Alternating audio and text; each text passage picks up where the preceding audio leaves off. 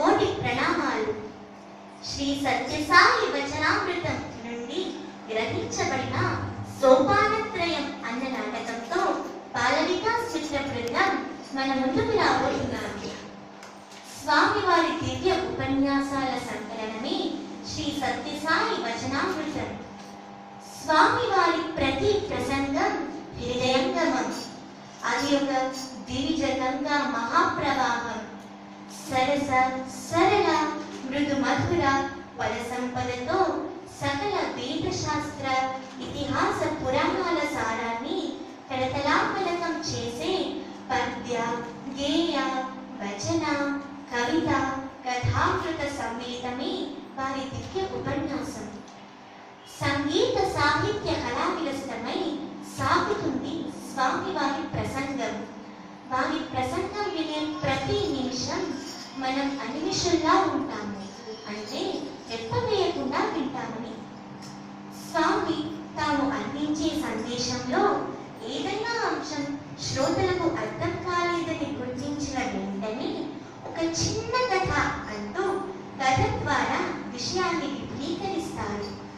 మన స్వామి వివరించిన చిన్న కథల్లో ఒకటి సోపానత్రయం అన్నది నాటకం. స్వామి మీరందించిన చిన్న కథను మేమందించే మా చిన్న ప్రయత్నాన్ని ప్రేమతో స్వీకరించండి. మీ దివ్య అనుగ్రహ ఆశీస్సులు అందించండి స్వామి.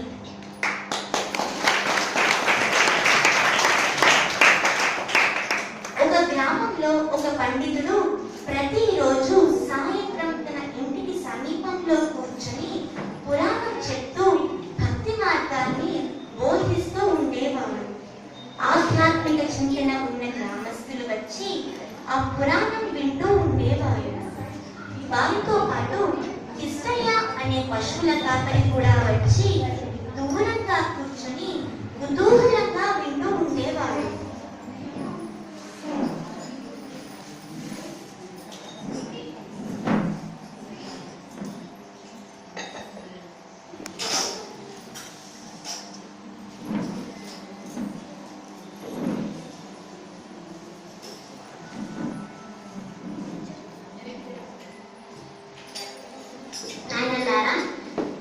విష్ణుమూర్తి ఆర్తత్రాణ పరాయణుడు, గరుడవాహనుడు, నీలమేఘశ్యాముడు, ముఖార విందం మీద తిరునామం ధరిస్తాడు. భక్తుల హృదయపూర్వకమైన ప్రార్థనలు విని కోరికలు తీర్చే కరుణామూర్తి. సాధకుడు మొట్టమొదట ఈ విధంగా దైవం యొక్క స్వరూప స్వభావాలు విని మనస్సులో భక్తి భావం పెంచుకుంటాడు. ఆ స్థితే జ్ఞానం అంటే భగవంతుని గురించి తెలుసుకోవడం. భగవంతుని స్వరూప స్వభావాలు విని మనన నిధి ధ్యాసల ద్వారా నియమ నిష్ఠలతో సాధన చేయగా భక్తుడు భగవంతుని ప్రత్యక్షంగా దర్శించుకోగలుగుతాడు. ఆ స్థితే ద్రష్టం. ఆ ఆనంద పారవశ్యంలో లౌకిక భోగ భాగ్యాల పట్ల నిరాసక్తి పెరిగి పారమార్థిక చింతనలో పరిపక్వం పొంది ప్రవేశం అనే స్థితికి చేరి భగవంతునితో తాదాత్మ్యం చెందుతాడు. వీటినే ద్వైత, విశిష్టాద్వైత, అద్వైత స్థితులని సోపానత్రయంగా భావించాలి. ఈ సోపానత్రయం గురించి ఒక్కొక్క స్థితిలో సాధకుడు పొందే అనుభూతుల గురించి రేపు విశదంగా తెలియపరుస్తాను. మరింత ఈరోజు సభ చాలిద్దాం. ఒక్కసారి అందరూ భగవన్నామ సంకీర్తన చేయండి.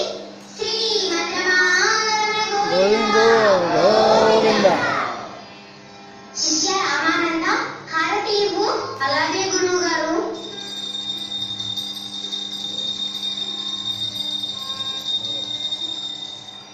అందరూ హారతి తీసుకోండి. గురువు గారు దక్షిణ తీసుకోండి. రామార్పణం. శిష్య రామానంద ఇంకా ఇంటికి వెళ్ళు నాయన. నేను కూడా ఇంటికి వెళ్తున్నా. చీకటి పడుతోంది కదా. అలాగే గురువు గారు. ఆ కృష్ణానంద నాకు తోడును. అలాగే గురువు గారు. ఏంటి కృష్ణయ్య ఇంకా ఇక్కడే ఉన్నావు? నమస్కారం పంతులు గారు. నమస్కారం అయ్యా. మా ఆవుకి ఈనిందయ్యా. ఈ చిన్న ముద్దతో జున్నుపాలు తెచ్చాను, తీసుకోండి అయ్యా. రామార్పణం. ఎవరు రాకపోయినా నిత్య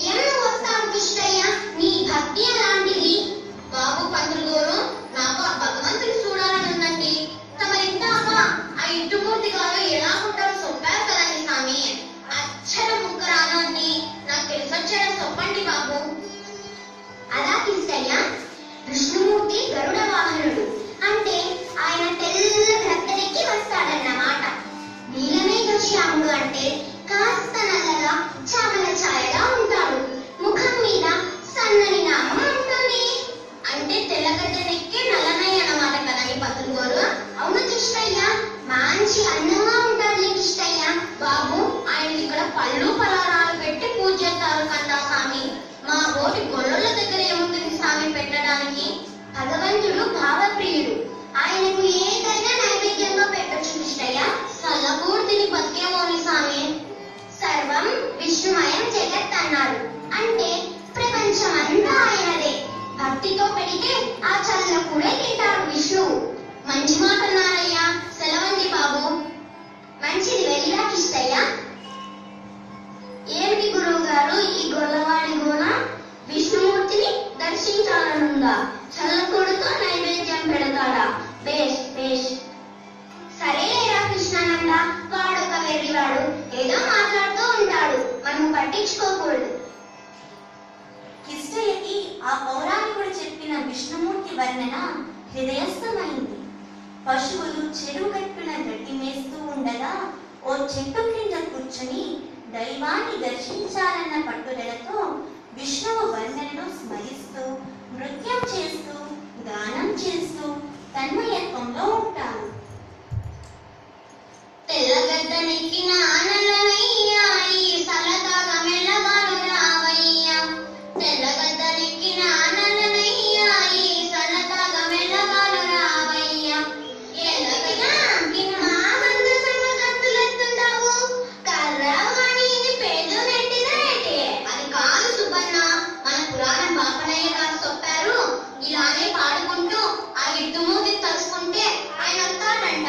ఎవరు పురాణం పంతులా? ఆయన కాదని ఆ ఇట్టుమూర్తి గారొచ్చి మన కళ్ళకు కనబడతాడంట. ఏంటేంటి? ఆ ఇట్టుమూర్తి గారే వచ్చి నీ ఎదురుగా ప్రత్యక్షమైపోతాడా?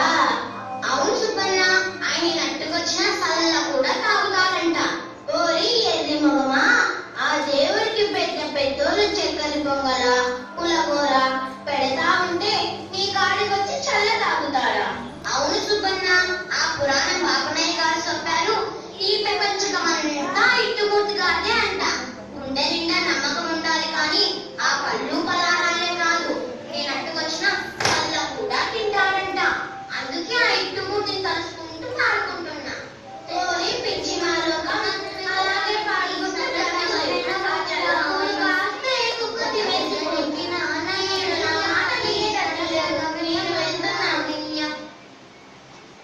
ఈ విధంగా 10 రోజులు కిష్టయ్య నిద్రాహారాలు మాని విష్ణుమూర్తి ధ్యాసలోనే గడుపుతుంటే పాపం శరీరం కూడా శుష్కించిపోయింది.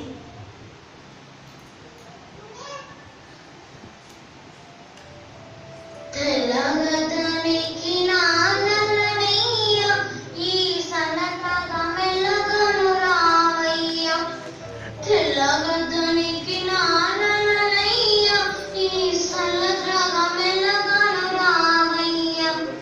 ఏ చిట్టుముద్దయ్యా, నా గొంతు పోయింది కదా, నా పాట నీకు నచ్చలేదా? వినపడ్డం లేదా? ఏంట్రా కిట్టిగా 10 రోజుల కానించి చూద్దా ఉన్నాను. తెచ్చుకున్న సల్ల కూర అలాగే ఒక్కేసి కడుపు మార్చుకుంటూ బక్కసెక్కిపోయావు.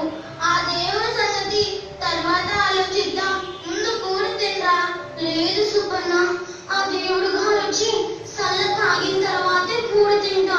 దేవునికి ముందు ప్రసాదం పెట్టాలి కదా. పోదేవరే, ఏట్రా నీ దేవుడి పిచ్చి? నువ్వు ఇలాగే ఉపోతానంటే ఆ ఇద్దమూర్తి దిగరాడు కానీ నీవు కడుపు మారి చచ్చి స్వర్గానికి పోతావురా. పోతే పోతానే సుబ్బన్న, ఆ స్వర్గంలోనే కాపాడుతాడేమో ఆ ఇట్టుమూర్తి. సరే నీ కర్మ, నేను వెళ్తున్నాను. తెల్లగడ్డనెక్కిన ఆనలనయ్యా, ఈ సల్లతాగా మెల్లగాను రావయ్యా.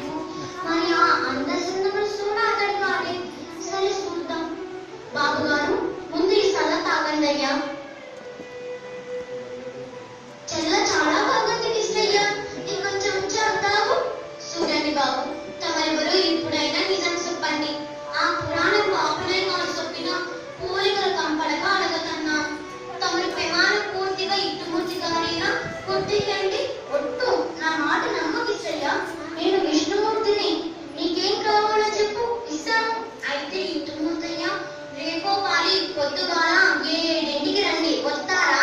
తప్పకుండా వస్తాను కృష్ణయ్య. రేపు రామస్వామి, తప్పకుండా వస్తాను.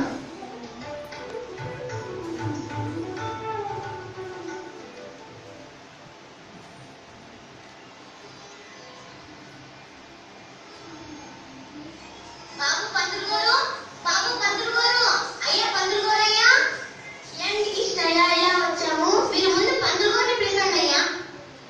గురువు గారు మళ్ళీ ఆ కృష్ణయ్య వచ్చాడు. సరే పద, ఏమో చూద్దాం. ఏమిటి కృష్ణయ్య, ఏమిటి సంగతి?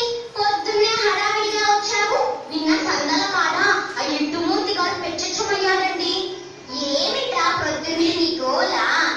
విష్ణుమూర్తి వైకుంఠం నుంచి అవతరించి నీ ముందు ప్రత్యక్షమయ్యాడా? కూడా వెంటబట్టుకొని తీసుకురాలేకపోయావా? సూతుండగా మాయమైపోయాడండి. ఇవాళ పొద్దునేనా 7ంటికి మళ్ళీ చెరుకాడ పెచ్చమవుతా అన్నాడండి.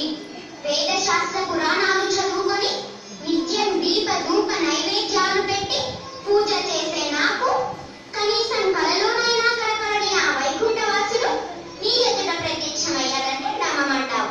ఇప్పుడు మళ్ళీ ప్రొద్దున్నే వస్తాడంటావు. తమ కాలు పట్టుకుంటున్నానయ్యా, తమరు పాలు వచ్చి ఆయన ఇంటిలో కాదో చూసి చెప్పండి అయ్యా. నీ మాట నమ్మి నీ వెంట వచ్చానని తెలిస్తే నవ్వుల పాలవడంతో పాటు మళ్ళీ నా ఇంటికి పురాణం వినడానికి యోగులు రాదు. వెళ్ళి పశువులు మేపుకు. శివుడు విష్ణువు అంటూ కలలు కలదు. వెళ్ళు. బాబు పంతులు గారు, తమరు వస్తారని ఆయన్ని పూట రమ్మన్నానయ్యా. తమ నాన్నటి కాలేసి పెట్టనండి. తీరా గురువు గారు అక్కడికి వచ్చాక అక్కడికి ఎవరు రాకపోతే తమరేం చేసినా భరిస్తానయ్యా. గురువు గారు వీణెవడో మోసం చేశాడంటే రేపటి నుంచి ఆ కపటి విష్ణువు వెంట వీలు పడ్డాడంటే మనకు మళ్ళీ పాలు కూరలు పట్టుకున్నాడు. ఓసారి వెళ్ళి ఆ విష్ణువు బండారం బయట పెట్టి దాన్ని చివాట్లు పెట్టొద్దాం. నిజమైన కృష్ణానంద. సరే పద కృష్ణయ్య. సరిగ్గా 7 గంటలకు మీ విష్ణువు రాకపోతే నేను అక్కడ ఒక్క క్షణం కూడా ఉండను. అలాగే బాబు, కుదాం రండయ్యా. పద.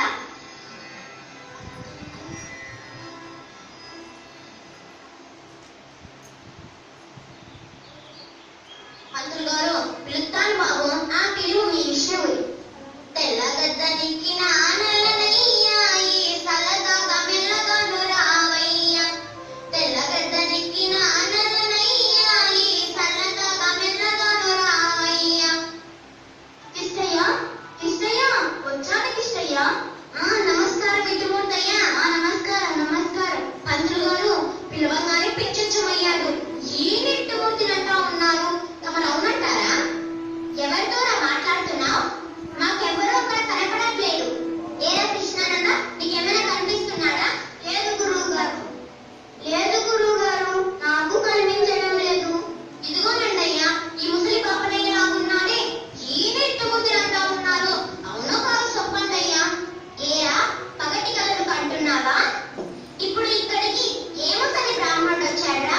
అది బాబాయ్ బాబు, ఇదిగో ఈయన గారి 2 ఇద్దమూర్తులంటా ఉన్నారు.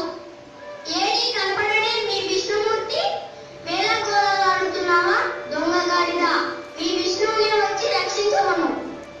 కొట్టకండి బాబు, కొట్టకండి. వీరంటే ఎరిమాలోకం.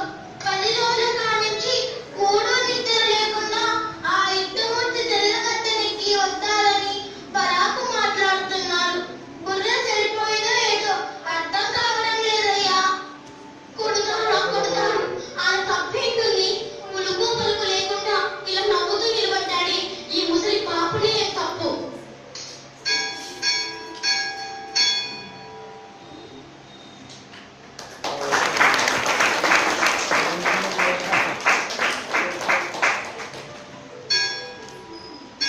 అహో జగద్రక్షక, దీనబంధు, విష్ణు విష్ణు మహావిష్ణు ప్రభు విష్ణు మహేశ్వరం, అనేక రూప దైవాంతం నమామి పురుషోత్తమం.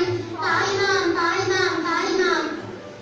తెల్లగడ్డ నెక్కిన అన్నలనయ్యా, నా కనతండ్రి కరుణించి వచ్చినావా? తెల్లగడ్డ నెక్కిన అన్నలనయ్యా, నా కనతండ్రి కరుణించి వచ్చినావా? నాయన కృష్ణయ్య, నీ భక్తి విశ్వాసాలు విలువమాను. రానాయన, ఆత్మస్వరూపుడువై నాలో ఐక్యమయ్యే భాగ్యం ప్రసాదిస్తున్నాను. విద్యా గర్వంతో అంటున్నాయిన అజ్ఞని, కిష్టయ్య యొక్క మహోన్నత స్థాయిని గ్రహించలేని మూర్ఖుణ్ణి. కిట్టయ్య యుక్తి వెర్రిబాగులో రక్కున్నానయ్యా, ఆడి కోసం దేవుడెదిగొచ్చాడన్న గొప్పడయ్యాడయ్యా వాడు. గురువు గారు, నేను ఆ పాపిని, ఈ పాపిష్టి చేతులతో కిష్టయ్యని కొట్టాను. ఈ పాపానికి నిష్కృతి లేదు. కిష్టయ్య ధర్మమా అని మనకు ఆ మహావిష్ణువు దర్శనం లభించింది.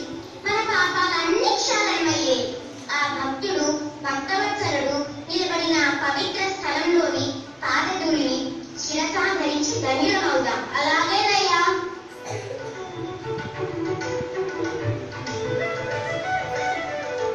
భగవంతుడు